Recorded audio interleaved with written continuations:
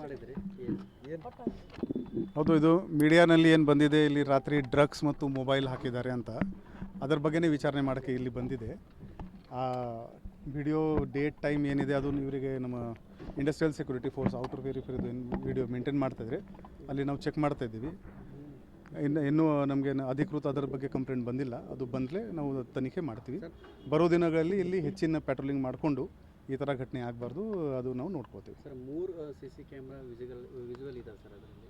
ಹಾಂ, 3 ಡಿಫ್ರೆಂಟ್ ಇದೆ, ಒಂದೇ ಇಲ್ಲ, 3 ಇದೆ. ಅಂದರೆ ಕೆಲವೊಂದಿಷ್ಟು ನೀವು ಏನು ಮಾಡ್ತಾ ಇದ್ದಾರೆ, ಹಳೆಯದು ಒಂದು FIR ಮಾಡಿದ್ದೀವಿ ಅನ್ನುವಂಥದ್ದನ್ನು ಹೇಳಿ ಈಗಿಂದ ಮುಚ್ಚಾಕುವಂಥ ಪ್ರಯತ್ನ ಆಗ್ತಾ ಇದೆ ಅನ್ನುವಂಥದ್ದು. ಅದು ಅವರದು ಪ್ರಿಸನ್ ಡಿಪಾರ್ಟ್ಮೆಂಟ್ದು ಇಂಟರ್ನಲ್ ಮೀಟಿಂಗ್ ನಡ್ತಾ ಇದೆ. ಆ ಕ್ಯಾಮೆರಾ ಯಾವುದು, ಡೇಟ್ ಯಾವುದು, ಟೈಮ್ ಯಾವುದು, ಅದು ಫಸ್ಟ್ ಅದು ಎಸ್ಟಾಬ್ಲಿಷ್ ಆಗಲಿ.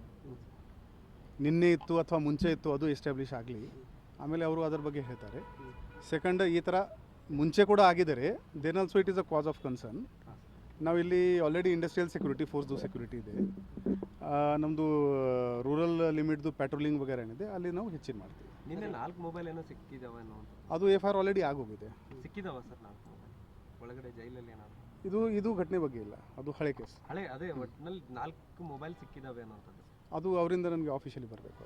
ಸರ್ ಈಗ ಒಂದು ಔಟರ್ ಪೆರಿಫೆರಿ ಸೆಕ್ಯೂರಿಟಿ ಫೇಲ್ಯೂರ್ ಕಾಣ್ತಾ ಇದೆ. ಯಾಕಂದ್ರೆ ಡಿಫರೆಂಟ್ ಲೊಕೇಶನ್ಸ್ ಬಂದು ಹೋಗೋದ ನಂತರ KSISF is managing the outer periphery security, ಅವ್ರ ಫೇಲ್ಯೂರ್ ಇದರಲ್ಲಿ ಪ್ರೈಮ್ ಆಫೀಸಿಗೆ ಕಾಣ್ತಾ ಇದೆ. ಅದು ನಾನು ಕಮೆಂಟ್ ಮಾಡಲ್ಲ. ಬಟ್ ನಮ್ಮ ರೂರಲ್ ವ್ಯಾಪ್ತಿನಲ್ಲಿ ಇದು ಹಿಂಡಲ್ ಗಾಜಲ್ಲಿ ಬರುತ್ತೆ.